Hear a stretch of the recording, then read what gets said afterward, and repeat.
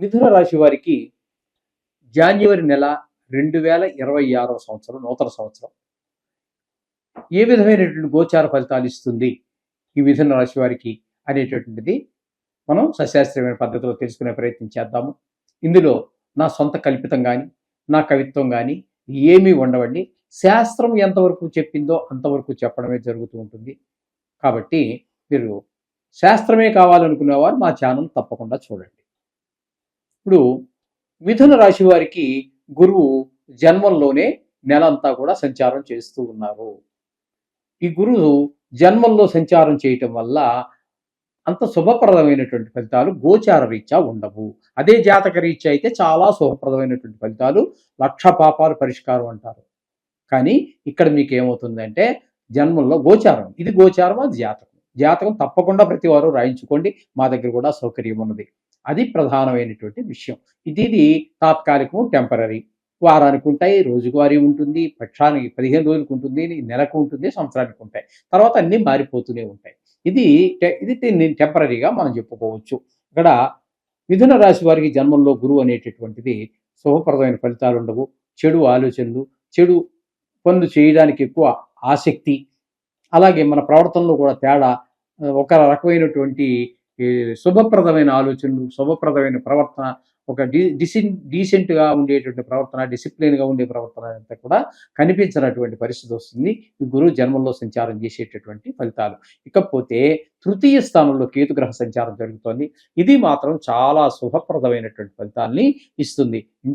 ఇంట్లో వారు కావచ్చు, సోదరులు కావచ్చు, కుటుంబ సభ్యులు కావచ్చు, ఇరుగు పొరుగు వారు కావచ్చు, ఉద్యోగ స్థలాల్లో, వ్యాపార స్థలాల్లో ఏ స్థాయిలో ఉన్నా, మనం ఏ స్థాయిలో ఉన్నది వారికంటే తక్కువ స్థాయిలో ఉండొచ్చు, వారికంటే ఎక్కువ స్థాయిలో ఉండవచ్చు. ఏదైనప్పటికీ కూడా ఇక్కడ స్థాయి అనేటువంటి ప్రసక్తి లేకుండా అందరూ కూడా మీకు సహాయ సహకారాలు అందిస్తారు.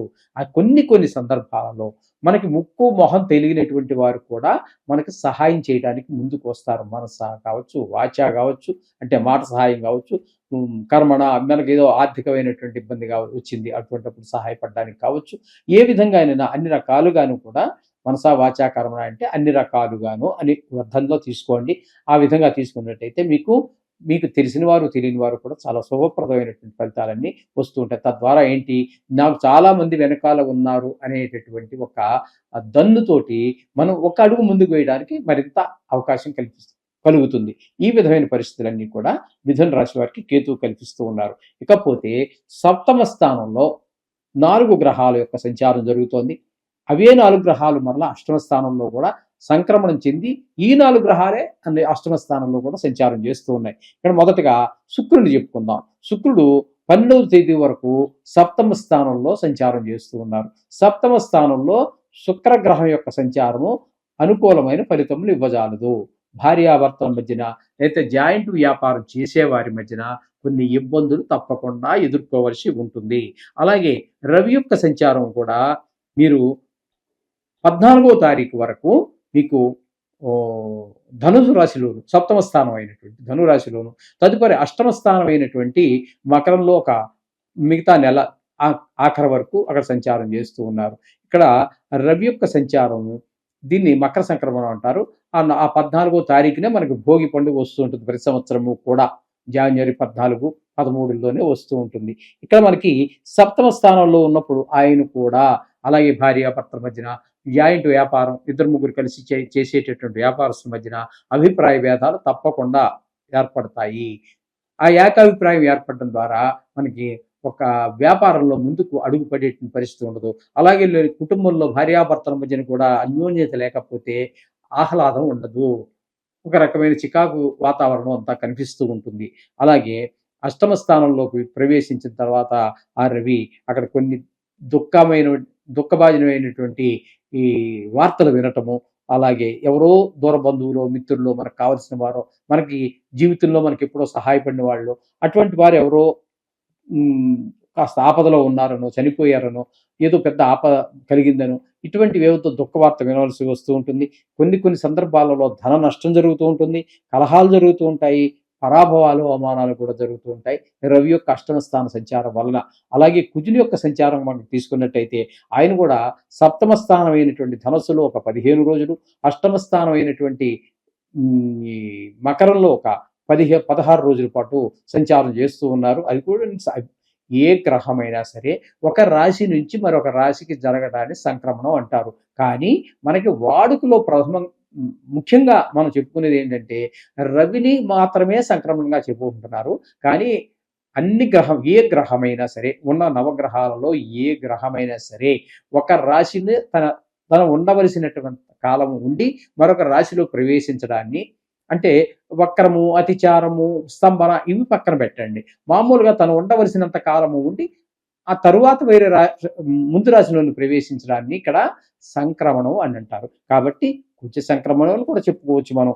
ఈ 15 రోజుల వరకు ఈయన ధనురాశిలో ఉంటున్నారు. తదుపరి మకర రాశిలో ప్రవేశిస్తూ ఉన్నారు. ఈయన కూడా 8వ స్థానంలో కానీ ఈ 9వ స్థానమైనటువంటి భాగ్యస్థానంలో కానీ శుభ ఫలితములను ఇవ్వజాలరు. 7వ స్థానంలో ఉన్నప్పుడు మీకు ఏమవుతుంది అన్నట్టయితే ఇక్కడ భార్యాభర్తల మధ్యన, జాయింట్ వ్యాపారస్తుల మధ్యన, అలాగే అష్టమ స్థానంలోకి వెళ్ళేటప్పుడు ఎవరికో మనకు కావాల్సినటువంటి వారి ప్రాణానికి సంబంధించి ఆయుస్థానం అంటారు దాన్ని, లేకపోతే ఆయువు పోవటమో అంటే చనిపోవటమో, లేదా చనిపోయినంత పని అవ్వటమో ఇట్లాంటివి జరుగుతూ ఉంటాయి. కలహాలు, అవమానాలు, ఇలాంటివన్నీ, పరాభవాలు, ఇవన్నీ కూడా జరిగేటువంటి అవకాశం కుజుడి వల్ల 8వ స్థానంలో జరుగుతోంది. అలాగే బుధుని యొక్క సంచారం కనుక మనం తీసుకున్నట్టయితే ఆయన కూడా ఈ 2 రాశుల్లోనే, అంటే ధనురాశిలోను మీన రాశిలోను సంచరిస్తున్నారు. 17వ తారీఖు వరకు ధనురాశిలో సంచారం చేసి తదుపరి అష్టమ స్థానమైనటువంటి మకర రాశిలో ప్రవేశిస్తూ ఉన్నారు. ఇది కూడా సంక్రమణంగా చెప్పుకోవచ్చు మనం. అక్కడ 18వ తారీఖు నుంచి చివరి వరకు, నెలాఖరి వరకు ఒక 13 రోజుల పాటు అక్కడ కూడా సంచారం చేస్తున్నారు. ఇక్కడ మన బుధుని యొక్క సంచారం మాత్రం ఇక్కడ మనం మొదట్లోనే చెప్పుకున్నాం కదండి, ధనురాశిలోను మకర రాశిలోను ఈ 4 గ్రహాలే సంచారం చేసి వెళ్తున్నాయి, మకర రాశిలో ప్రవేశిస్తూ ఉన్నాయి. ఇక్కడ ఈ బుధుడు మాత్రం 7-8కి వెళ్తున్నాడు కదా. మిగతా 3 గ్రహాలు మనకు అనుకూలమైన ఫలితాలు ఇవ్వకపోయినప్పటికీ బుధుడు మాత్రం 7, 8, 2 స్థానాల్లోనూ కూడా శుభప్రదమైన ఫలితాలు, అంటే భార్యాభర్తల మధ్యన కాస్త కొంత సౌమ్యంగా ఉండేటటువంటి పరిస్థితిని బుధుడు, ఆ ముగ్గురు వ్యతిరేకిస్తూ ఉన్నా గొడవలు రావడానికి కారణమవుతున్నా బుధుడు మాత్రం ఆ గొడవలు రాకుండా కొంతవరకు చల్లార్చే ప్రయత్నంలో బుధ భగవానుడు ఉన్నాడు. అలాగే జాయింట్ వ్యాపారస్తుల మధ్యన కూడా ఒక అన్యోన్యత ఏర్పడే అవకాశం ఉంటుంది. ఇన్ని ప్రయత్నం ఏం చేస్తూ ఉన్నారు. ఇకపోతే మనకి ఈ రాహు 9వ స్థానంలో సంచారం చేస్తూ ఉన్నారు. రాహు 9వ స్థానంలో సంచారం చేయడం శుభప్రదమైన ఫలితాలు ఇవ్వదండి. తండ్రి గారి ఆరోగ్య విషయంలో కావచ్చు, గుళ్ళు గోపురాలు, ఏదో పుణ్యం మూట కట్టుకుని ఏదో వ్రతం చేసుకుందాం అనుకున్నారు, చేసుకోలేకపోవచ్చు. ఏదో హోమం చేసుకోవాలనుకున్నారు, చేసుకోలేకపోవచ్చు. ఇక్కడ ఆటంకాలు కలిగించేటటువంటి దైవభక్తి విషయంలోనూ ఆటంకాలు కలిగిస్తారు. తండ్రి గారి యొక్క ఆరోగ్య విషయంలోనూ వారి ఆశీస్సులు మనకు లభించడంలోనూ కూడా కొంచెం ఆటంకాలు కలిగించే ప్రయత్నం అంతా కూడా ఈయన రాహు చేస్తూ ఉన్నారు ఇక్కడ. ఇక 10వ స్థానంలో శని భగవాన్ యొక్క సంచారం జరుగుతోంది. 10వ స్థానంలో శని భగవాన్ యొక్క సంచారం వృత్తిపరమైన, ఉద్యోగపరమైన ఆటంకాలు కలిగిస్తూ ఉంటారు. ఏదో చిన్న వ్యాపారస్తులు అయితే ఫుడ్ ఇన్స్పెక్టర్ రావటమో, లేకపోతే శాంపిల్ తీసుకుని వెళ్ళటమో, లేకపోతే వ్యాపారం సరిగ్గా నడవకపోవటమో, బాగా పెద్ద పెద్ద లక్షల కోట్ల మీద వ్యాపారం చేసేవారికి అయితే ఇన్కమ్ ట్యాక్స్ వాళ్ళు, ఐడి వాళ్ళు రైడ్ చేయటము, ఇట్లాంటివి అనేక రకాలైనటువంటి ఇబ్బందులు మనకు తెలియదు. మనం ఎందుకంటే మన వృత్తిలో లేం కాబట్టి కొంతవరకే మనకి దాని ఉన్నటువంటి ఇబ్బందులు తెలుస్తాయి. ఇప్పుడు నాలాగే ఒక జ్యోతిష్యుడే ఉన్నాడు అనుకోండి, జ్యోతిష్యుడు కూడా అదే వృత్తిగా చేసి జీవించే వాళ్ళు ఉన్నారు కదండి. వాళ్ళకు కూడా కొంత సరి అయినటువంటి కస్టమర్ మంచిగా ఎక్కువగా రాకపోవటం, తద్వారా ఆదాయం తగ్గడం కూడా జరుగుతూ ఉంటుంది. అది వృత్తిగా స్వీకరించిన వాళ్ళకి మాత్రం తప్పకుండా, అది జ్యోతిష్యుడైనా సరే ఎవరైనా సరే, సాక్షాత్తు భగవంతుడి మానవులుగా పుట్టినా కూడా ఇబ్బందులు, ఆ స్థానంలో ఉన్నటువంటి ఆ గ్రహం కల్పించే ఇబ్బందులు అయితే ఇబ్బందులు, సౌఖ్యాలు అయితే సౌఖ్యాలు అందరికీ వర్తిస్తాయి. ఇందులో ఏ ఒక్కరికి మినహాయింపు ఉండదండి. ఈ విధమైన ఫలితాలన్నీ కూడా మనము మిథున రాశి వారికి చెప్పుకోవలసి ఉన్నది. ఇక్కడ ముఖ్యంగా వీరికి 3లో అందరి యొక్క సహాయ సహకారాలు అందించడానికి కేతువు పూర్తి సహాయ సహకారాలు అందిస్తూ ఉన్నాడు. అలాగే శుక్రుడు కూడా మనకి ఒక పాక్షికంగా చాలా అనుకూలమైనటువంటి ఫలితాలనే ఇస్తూ ఉన్నారు 8వ స్థాన సంచారంలో. అలాగే బుధుడు మాత్రం పూర్తిగా, అలాగే కేతువు బుధుడు పూర్తిగా అనుకూలంగా ఉన్నారు.